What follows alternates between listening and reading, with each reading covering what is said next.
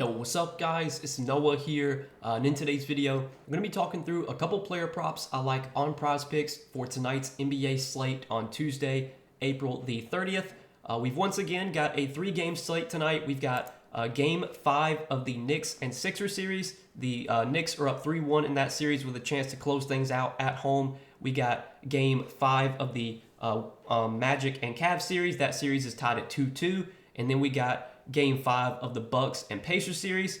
Pacers are up 3-1 in that series with a chance to close things out on the road in Milwaukee. So 3 Game 5s tonight. Should be a fun slate. As always, guys, we're going to give some early player props that I do like for tonight's slate. I'm making this video on Monday night, so these are kind of some first look plays I'm liking. We're going to give out 2 picks in this video. But as always, before we do get started breaking down the plays, if you guys do enjoy these Prizepicks videos, if they do help you out, make sure you hit that like button down below. Hit that subscribe button if you have not yet. And if you guys are new to Prizepicks, if you don't have an account over on Prizepicks, you can sign up, linked down below in the description, or use that promo code NOAH. When you sign up for Prizepicks, you'll get your first deposit matched up to $100. And we do also have a partnership with Sleeper. If you guys want to check out Sleeper, you can check out Sleeper linked down below in the description, or again, use that promo code NOAH over on Sleeper, and you'll get your first deposit matched up to $500. Now, if you guys don't know what Sleeper is, they are a DFS pick'em app similar to Prizepicks, where you pick over or under on player projections, you build out an entry, you're able to make up to an 8-pick entry on Sleeper, you are able to win up to 100x your money. So if you guys do want to check them out, again, use that code NOAH when you sign up for Sleeper, and you'll get your first deposit matched up to $500. But let's talk about the 2 picks I'm liking for Tuesday, guys. I do want to recap the 2 plays we gave out in Monday's video before we talk through today's plays.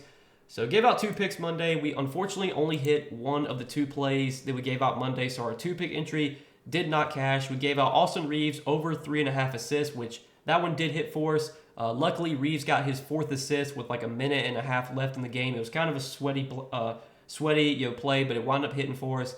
But man, Trey Murphy finished with 7 points when we had more than 14.5 points.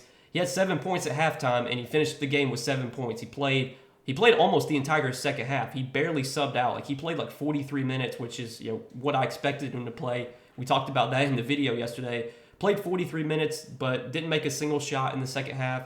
He had a pretty poor shooting game. He shot like 3 for 10 from the field. I think he shot 1 for 7 from 3.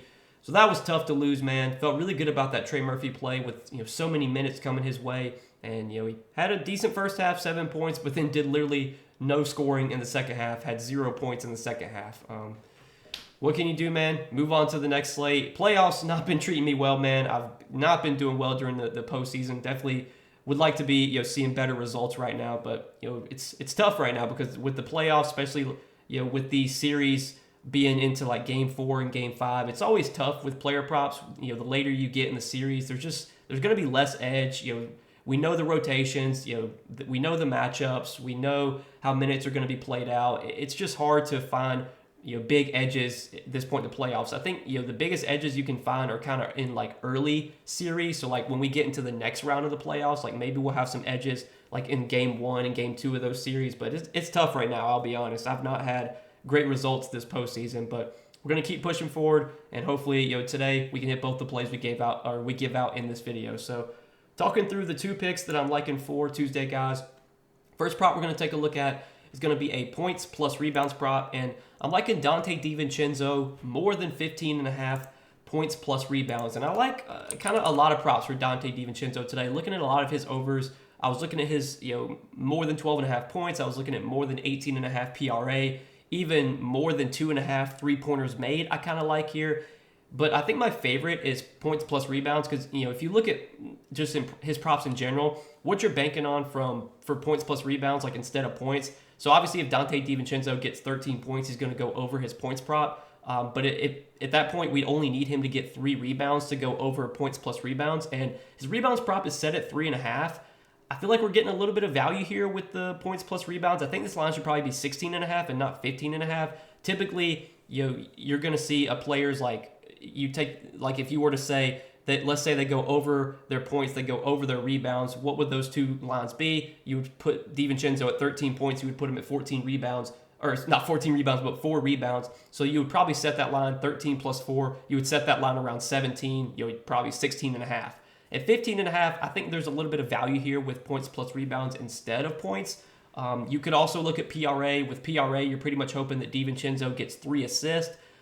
I'm not super confident in DiVincenzo getting 3 assists so far in the series. He has had 3 assists in 2 games, but he had 0 assists last game. Whereas with rebounds in this series, he's had 2, 4, 4, and 2 rebounds. He's averaged 3.7 rebounds per game this season. But you got to think, like during the regular season, DiVincenzo was not playing as many minutes as he is right now. Now, so far in this series, his minutes have been a little bit down. He only played 24 and a half minutes in Game 1, but then he got up to 37 minutes in Game 2, 28 minutes in Game 3, 28 minutes in Game 4. But I think a key injury for tonight, for the Knicks, is that they're going to be without Bojan Bogdanovic. Now, Bojan Bogdanovic was not playing like a ton of minutes. If you look at this series so far, he did play 25 minutes in Game 1, but then 11 and a half minutes in Game 2, 13 minutes in Game 3, and then last game he only played about a minute before he got injured. But you take out those, let's say 15 minutes that Bojan was going to play, and you kind of just have to spread those around. I don't think maybe Tibbs brings in someone into the rotation that hasn't been playing. Like maybe Alec Burks gets some minutes, but I don't think he's going to do that. Like Tibbs is a coach that he's really, he's set on his 7, 8 guys he's going to play. I think we're just going to see the minutes kind of get spread around those 15 minutes that Bojan was playing. Maybe you give a couple extra minutes to Dante DiVincenzo. Maybe you give a couple extra minutes to Miles McBride. Maybe Precious Achiuwa plays a few extra minutes. Josh Hart's already playing like almost the entire game. Brunson's already playing like over 40 minutes. So I don't really know how many extra minutes those guys can see. But I think DiVincenzo could be someone that benefits with Bojan Bogdanovic out. And DiVincenzo, he has shown the ability to score. He's shown the ability to be productive when given minutes. There's still no Julius Randle. If you look at what DiVincenzo did during the regular season without Julius Randle, he was pretty good in the games played without Randle. And I also like that this game is going to be played in New York, so the Knicks are going back home. I think DiVincenzo, typically role players like DiVincenzo, Josh Hart, these guys typically thrive off the home crowd. We typically see role players play better at home. And if we're going to project DiVincenzo for like 30-plus minutes here, which I think he's got a good chance to play, I know so far in this series, he's only played over 30 minutes once, but that could change tonight with Bojan Bogdanovic out. If you look at last game, if you look at the second half rotation for DiVincenzo, he did play. So after Bojan Bogdanovic got injured, again, Bojan only played like 1 minute last game before getting injured. We did see Dante DiVincenzo get a decent, first quarter stint. So he played about 8 or 9 minutes in the first quarter, subbed out, and then he subbed back in with about 5 minutes left in the second quarter. Played, the rest of the second quarter. But then in the second half, after Bojan got injured, obviously Bojan was not available in the second half last game. DiVincenzo did play the entire third quarter, but he didn't really get any minutes in the fourth quarter. He did start the fourth quarter, so he played the entire third quarter, started the fourth quarter, played about 2 minutes, and then subbed out and didn't check back in. I don't know if that's something we can expect to happen again. The closing lineup last game was Josh Hart, Jalen Brunson, OG, Miles McBride, and Precious Achiuwa. Precious Achiuwa closed over Hartenstein, and then Miles McBride closed over DiVincenzo. I don't know if we can expect Miles McBride to close over DiVincenzo like every game. And obviously for this game, I don't know if we can expect that to happen. So I'm expecting DiVincenzo to get back to playing like 30-plus minutes here. I think the matchup against the Sixers is fine. The Sixers defense has been good, but you got to think the Sixers are going to key their defense in on Jalen Brunson, trying to slow him down, especially after he had such a big game last game. And that could mean open threes for a guy like Dante DiVincenzo if he's kind of just getting left in the corner. And if you look so far in this series, I know DiVincenzo, he's only gone over this line once in this series, but if you look at his game log and how he has shot, he has shot the ball pretty poorly. 3 for 10 from the field, 2 for 5 from 3 in Game 1. He did have a good shooting game, Game 2, 5 for 10 from the field, 4 for 8 from 3. But then Game 3, 2 for 7 from the field, 0 for 3 from 3. Last game, 3 for 11 from the field, 2 for 7 from 3. You got to think that type of shooting is going to positively regress for DiVincenzo. DiVincenzo was a player that shot 45% from the field during the regular season. He shot 40% from 3. So far in the series, he has shot way below those numbers. So you got to think there's some positive shooting regression coming for DiVincenzo, and now playing at home where he can feed off the home crowd. I think we could see DiVincenzo have a decent game tonight. I like him to go over 15.5 points plus rebounds. And I was looking at DK Sportsbook. They do have this prop juice towards the over. It's minus 120 right now on DK Sportsbook. So I do like this as our first prop for tonight. Dante DiVincenzo, more than 15.5 points plus rebounds.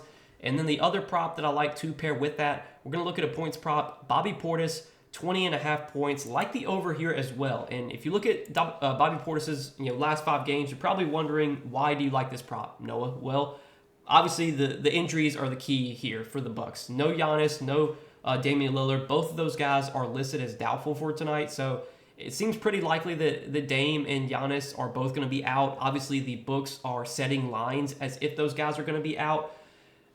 The only thing that concerns me a little bit, we have seen at times players get ruled doubtful and then they wind up playing. With this being a must-win game for the Bucks, I think there's at least there's a non-zero chance that one of or maybe both Giannis and Dame play tonight. But because given they're listed as doubtful, I think we just have to assume they play. If it happens where Giannis randomly plays or Dame randomly plays, we can pretty much chalk up this bet. But I think for the most part, I feel fairly confident that Giannis and Dame are going to be out here. And without Giannis and Dame, we should see Bobby Portis have a big usage rate. He should be one of the lead offensive guys, him and Chris Middleton. The offense, the usage is going to be so concentrated around those two guys, because if you look at the rest of the Bucks starting lineup, the only other guys, there's really no other guys in the starting lineup that are going to soak up usage.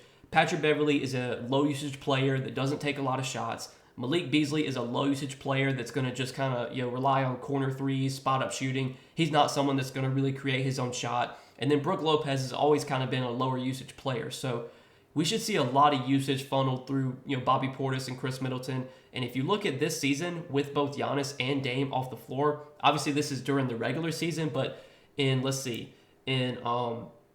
how many minutes did he play? 351 minutes during the regular season with both Giannis and Dame off the floor. Bobby Portis, 28.5% usage rate, which was second most on the team behind Chris Middleton, who had a 38.2% usage rate in those minutes. And then per 36, Bobby Portis did average 24.3, about 24.4 points per 36 in the minutes he played without Giannis and Dame during the regular season. I think we can expect Bobby Portis to play 36 minutes here if this game's competitive. Even if it's a blowout, he's still going to play a lot, because this could be the Bucks' last game. This could be their final game of the season. So we can expect a lot of minutes here for Portis. Obviously, last game is just a complete outlier. He only scored 4 points last game, but he got ejected. You can't really look at that. If you look at the game before that, the game that went to overtime, he played 44 minutes, so he played 39 minutes in regulation. Game 1 and Game 2, he only played 30 minutes, but I think one of those games he fouled out. The other game, was kind of a blowout. But right now, we can expect big minutes for Bobby Portis in a must-win game. I like the matchup as well against Indiana. The Pacers are a team you can definitely beat down low, especially with bigs. The Pacers, I believe, are giving up the most or second most points in the paint this season. They've definitely been a team you can beat around the rim. So like this matchup a lot for Bobby Portis. Really think he's going to have a big role here. Big-time usage rate coming his way with Dame and Giannis both expected to be out. And kind of similar to DiVincenzo. If you look at Bobby Portis so far in this series, he's not really shot the ball well. You would think he's kind of due for a positive shooting game. 7 for 15 from the field, game 1. 0 for 2 from 3. 6 for 16 from the field, game 2. 0 for 2 from 3. 7 for 15 from the field, game 3. 1 for 3 from 3. And then last game, he got ejected. And Bobby Portis is another guy that I think feeds off the home crowd. I want to say he's always played better at home since he's been with Milwaukee. This game obviously going to be at home for Milwaukee. So a lot of reasons to like this Bobby Portis over. I like this play quite a bit. So these are going to be our 2 props for tonight, guys. Dante DiVincenzo, more than 15.5 points plus rebounds, and Bobby Portis, more than 20.5 points. So if you guys are going to tell me on these 2 picks, let's get back on track tonight. Let's hopefully hit both these plays, make some money on this slate. As always, I do appreciate you guys watching these Prizepicks videos, supporting the Prizepicks content. Make sure you hit that like button down below if you enjoyed.